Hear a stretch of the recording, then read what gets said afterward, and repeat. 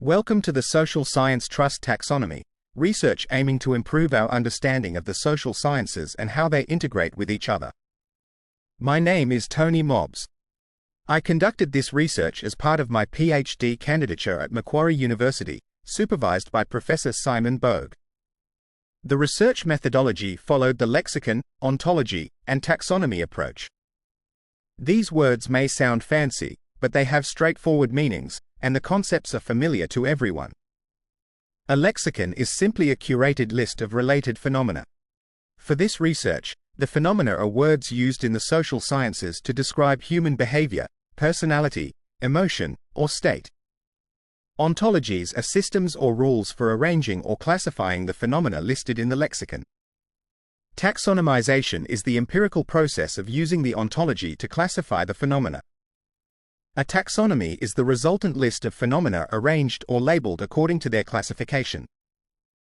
What makes an ideal lexicon, ontology, and taxonomy? An ideal lexicon should be complete, or at least comprehensive, unbiased, and free of preconceived notions about the relative importance of one type of phenomenon over another. An ideal ontology must be realistic and be able to delineate the phenomena. A realistic ontology is a practical tool for categorizing all phenomena in the lexicon using an attribute common to all items in the lexicon. The ontology must be able to categorize all items in the lexicon, such as true or false, A or B, 1 centimeter, 2 centimeters, or 10 centimeters.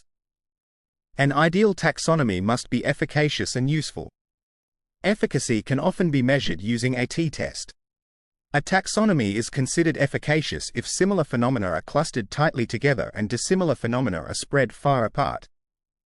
A taxonomy is useful if it can be used for measurement, prediction, diagnosis, grading, sorting, etc. Taxonomy development is an evolutionary process, and newly developed alternatives quickly supplant existing taxonomies, provided they are more realistic and useful for the desired purpose. Let's first look at two ideal ontologies, starting with the periodic table. The periodic table's ontology is shaded in red, and the taxonomy is shaded in blue. The two-dimensional ontology, shaded red, is simply the row and column numbers. This type of ontology is called Cartesian because the axes are orthogonal, well described, and measurable. Other types of ontology include vectorial, categorical, hierarchical, radial, circumplex, and faceted. The taxonomy shaded blue comprises the elements empirically allocated to a row and column according to the ontology. The periodic table is amongst the most useful taxonomies because it describes the complexity of the entire universe's chemistry in a single-page, two-dimensional Cartesian ontology. Raymond Cattell, a doyen of psychological analysis who introduced factorization to psychology, initially trained as a chemist. He stated that his vision was to create a periodic table of personality. Cattell contributed enormously to psychology but fell short of his life's vision. This research, inspired by Cattell's vision of a periodic table of personality, aimed to develop a simple Cartesian ontology, akin to the periodic table, that could effectively describe the complexity of human behavior, personality, and emotion. The second ideal ontology is the atlas's longitude, shown in red, and latitude in green. The longitude-latitude ontology is Cartesian because its axes are orthogonal, well described, and measurable. The longitude-latitude ontology is immensely useful as it facilitates the accurate and precise description of unipolar, categorical, and vectorial constructs. For this ontology, unipolar and categorical constructs are houses, streets, cities, countries and continents, and vectorial constructs are straight lines aiding navigation from one place to another. Cartesian ontologies such as this are the backbone of natural sciences owing to their comprehensive, realistic, delineating, efficacious, and useful nature.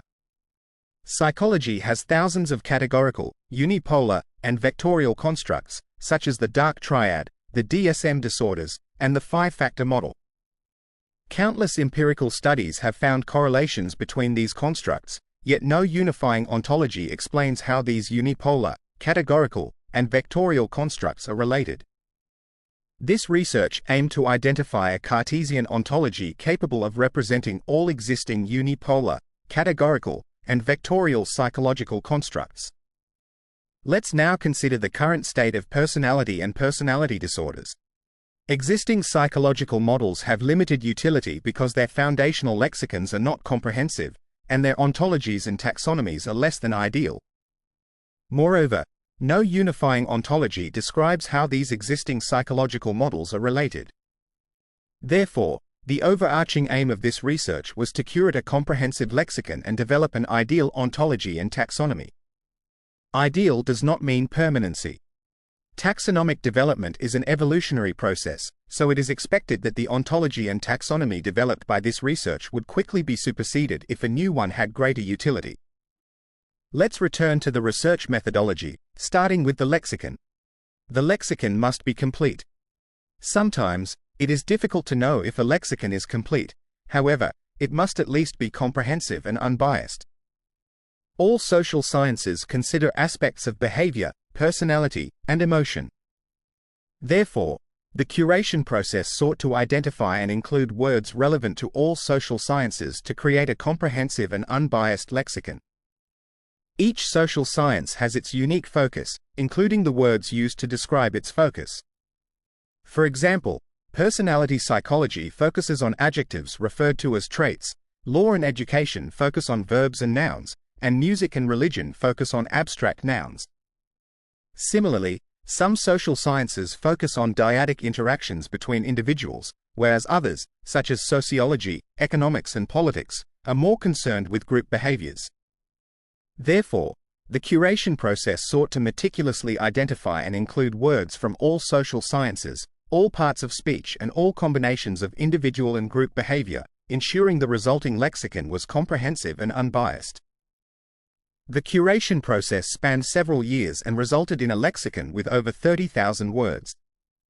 This size compares favorably to prior lexicons such as Allport and Odbert's 18,000-word lexicon and McRae and Costa's 500 words used to create the five-factor model.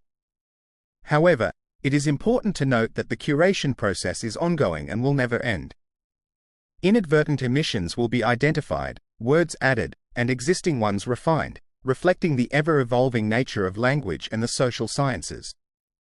With a comprehensive and unbiased lexicon completed, we can continue to the next step of the research methodology, focusing on the ontology's realism. To achieve a realistic ontology, we must first discover the common thread linking each of these social sciences. Is there a fabric upon which all of these social sciences are woven? Yes, trust is the common thread. There is a plethora of research within each of these social sciences identifying trust as a foundational concept. Therefore, this research settled on trust being the basis of the ontology so that it would be realistic. With a comprehensive and unbiased lexicon completed and trust selected as the foundation of a realistic ontology, we can proceed to the next step of the research methodology, focusing on the ontology's capacity to delineate the items in the lexicon. Rather than starting with a blank piece of paper, we searched for existing Cartesian psychological models involving trust. Is there such a model? Yes. Bowlby and Ainsworth's attachment theory is both Cartesian and involves trust. Attachment theory's axes were initially view of self and view of other, but later variations renamed the axes self-trust and other-trust. Attachment theory remains of significant clinical interest, so it is a solid basis for developing a new ontology and taxonomy. However, the attachment theory could be more realistic and useful if both axes had increased resolution and included a zero value. Therefore, Bowlby and Ainsworth's attachment theory required revision before it could be used as an ontology for this research. Therefore, attachment theory was revised, formalizing the axes as self-trust and other-trust. To create a 0 point, both axes were divided into an odd number of categories. 5 categories on each axis were considered sufficient for this research, but it may be expanded to 7, 9, or more categories. The 5 divisions of both axes create a square matrix of 25 cells. With a comprehensive and unbiased lexicon completed, trust selected as the foundation of a realistic ontology, and sufficient ontological resolution, it is now possible to commence the empirical process of taxonomization. Taxonomization was undertaken in 2 phases. In Phase 1, a neurologist and 3 clinical psychologists, each with a doctorate and 10 years of clinical experience, cooperatively allocated 3,000 words to one cell of the ontology. The remaining words in the lexicon were assigned using a weighted average of synonyms. The taxonomy's efficacy was measured using a t-test to compare the average distance between synonyms and antonyms. The t-score was 420. In Phase 2, a hill-climbing machine learning process was used to nudge the synonyms closer together and simultaneously split the antonyms further apart. The taxonomy's efficacy was again measured using a t-test, achieving a t-score of over 1,000. These impressive t-scores are extraordinarily large and confirm the superior efficacy of the taxonomy.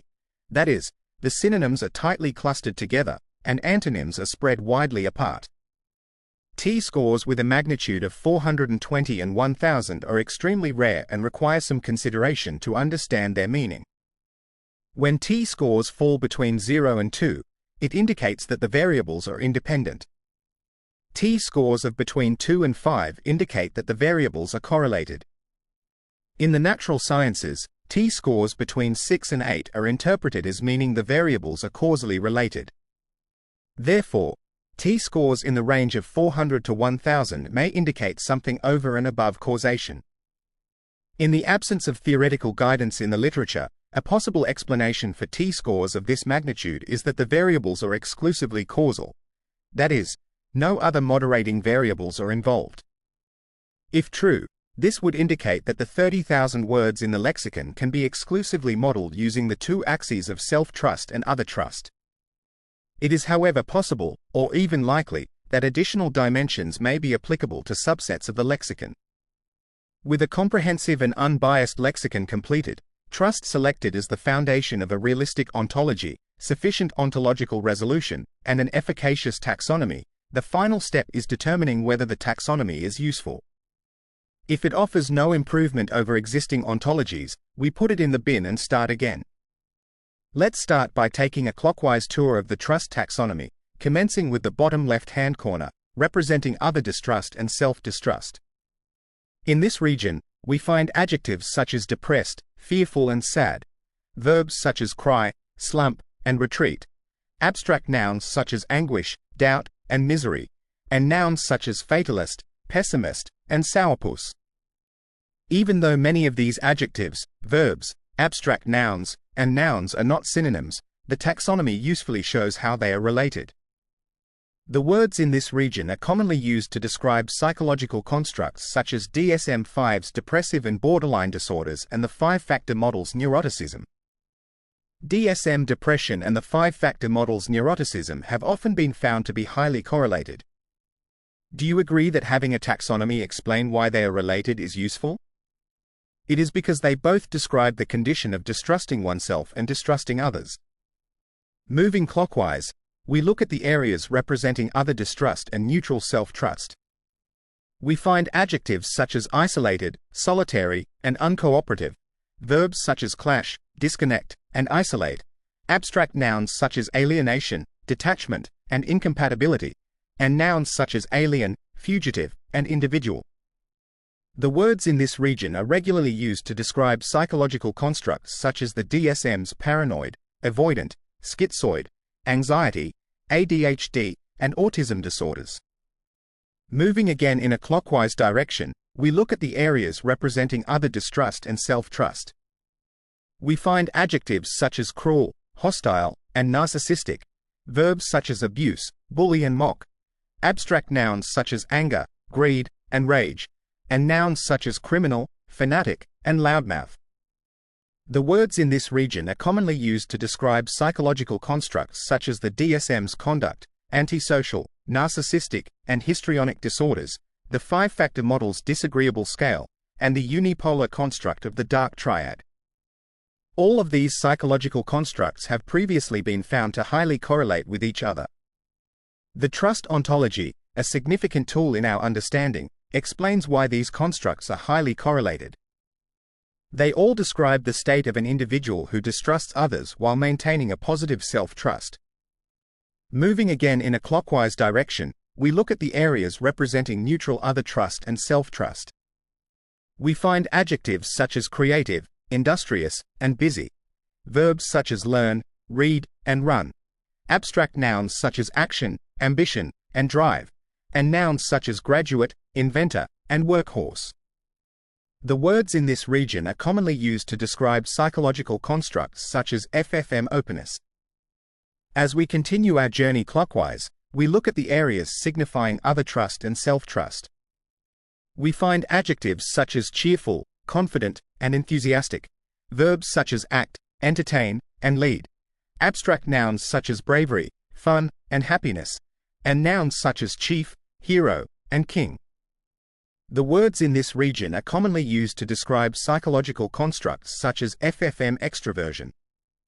Next, we look at the areas representing other trust and neutral self-trust. We find adjectives such as communicative, cooperative, and friendly, verbs such as befriend, negotiate, and unite, abstract nouns such as affiliation, community, and equality, and nouns such as companion, family, and teammate. Next, we look at the areas representing other trust and self-distrust.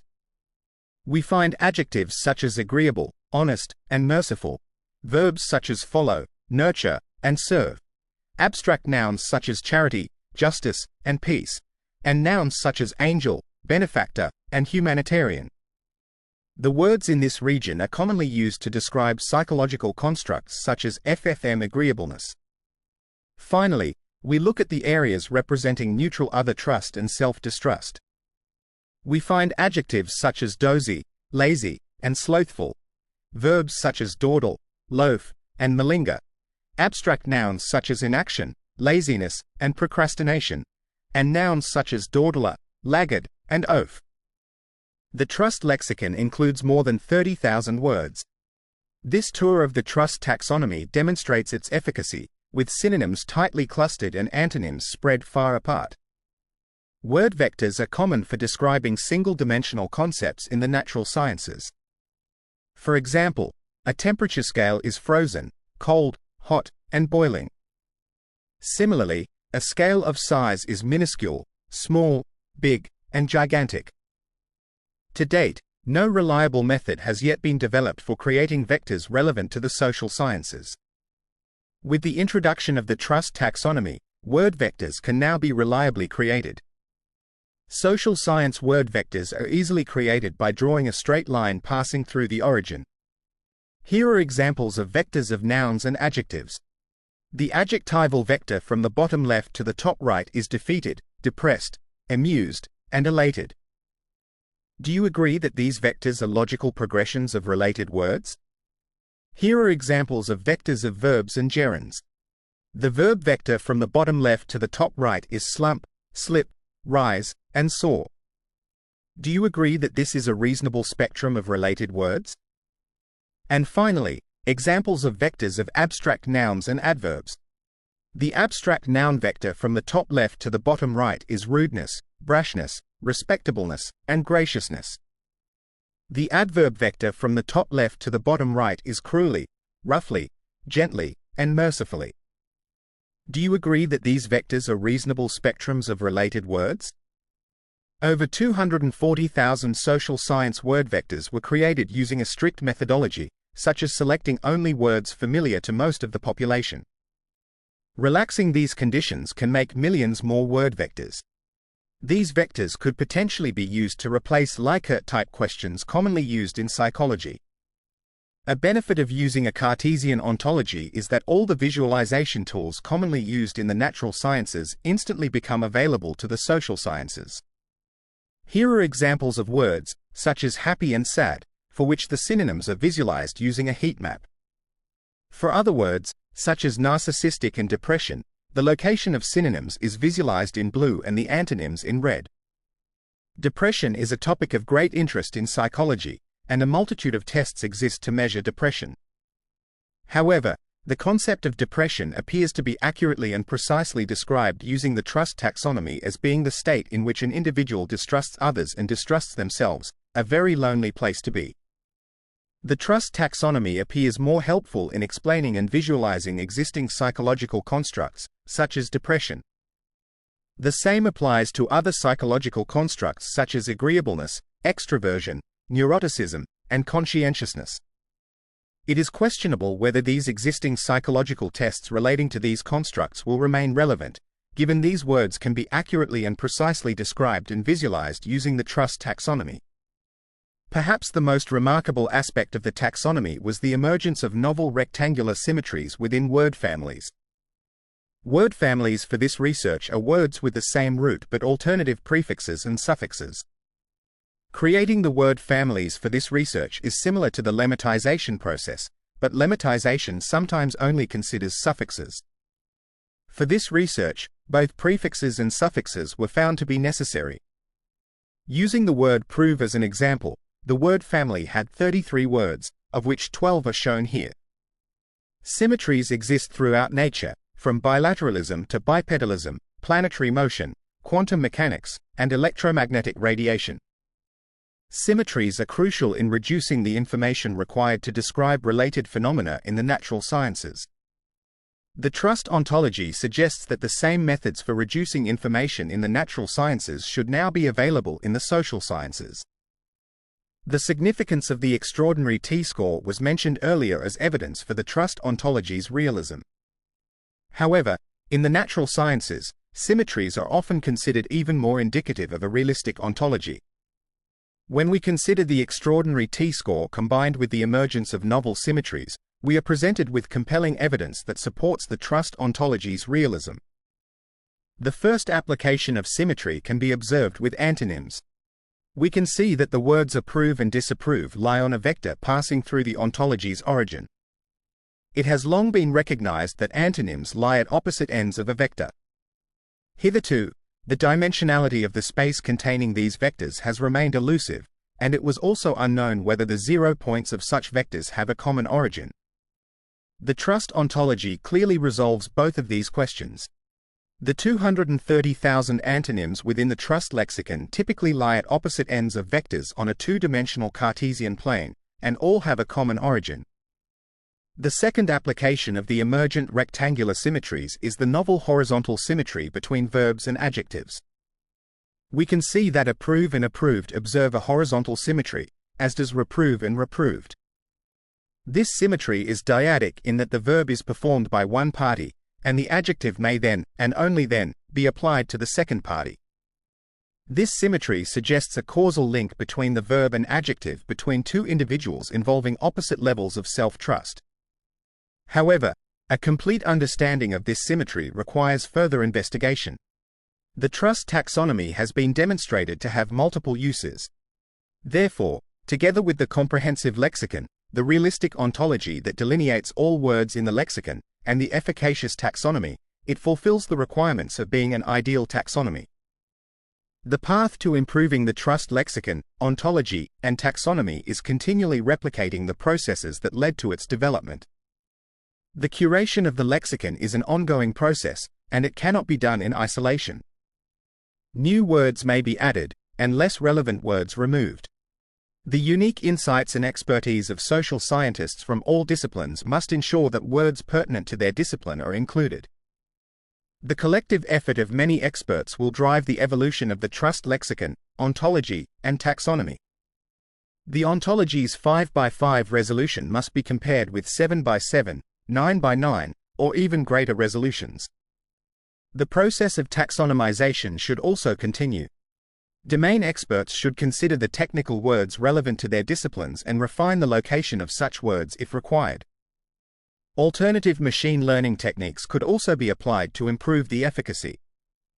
The path to improving the trust lexicon, ontology, and taxonomy is continually replicating the processes that led to its development. The curation of the lexicon is an ongoing process, and it cannot be done in isolation. New words may be added, and less relevant words removed. The unique insights and expertise of social scientists from all disciplines must ensure that words pertinent to their discipline are included. The collective effort of many experts will drive the evolution of the trust lexicon, ontology, and taxonomy. The ontology's 5x5 resolution must be compared with 7x7, 9x9, or even greater resolutions. The process of taxonomization should also continue. Domain experts should consider the technical words relevant to their disciplines and refine the location of such words if required. Alternative machine learning techniques could also be applied to improve the efficacy. If confirmed that psychological disorders can be reframed as disorders of trust, it would seem logical that psychological therapies should be reframed in terms of self-trust and other trust, potentially assisting individuals or groups to 1. More accurately and precisely evaluate self-trust and other trust in themselves and others. 2.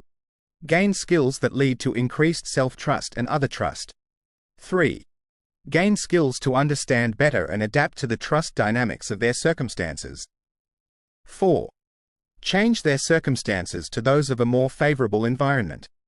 In conclusion, trust is a concept familiar to everyone, and a plethora of research suggests that trust is foundational for all social sciences.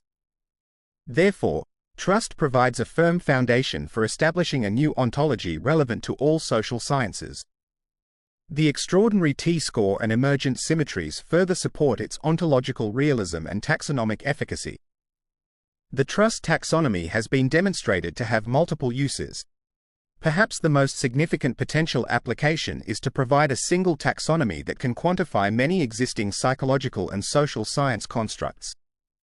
If true, it may be possible to retire such constructs and exclusively use the axes of trust to measure behavior, personality, emotion, and other concepts relevant to each social science. While the trust lexicon, ontology, and taxonomy meet the criteria for an ideal taxonomy, it's important to note that being ideal doesn't mean it's the best, optimal, or most useful. If a new ontology were to emerge that is more realistic, efficacious, or useful, the trust taxonomy would be replaced in favor of the improved taxonomy, highlighting the dynamic nature of research and the need for continuous improvement. Thank you for engaging with this research.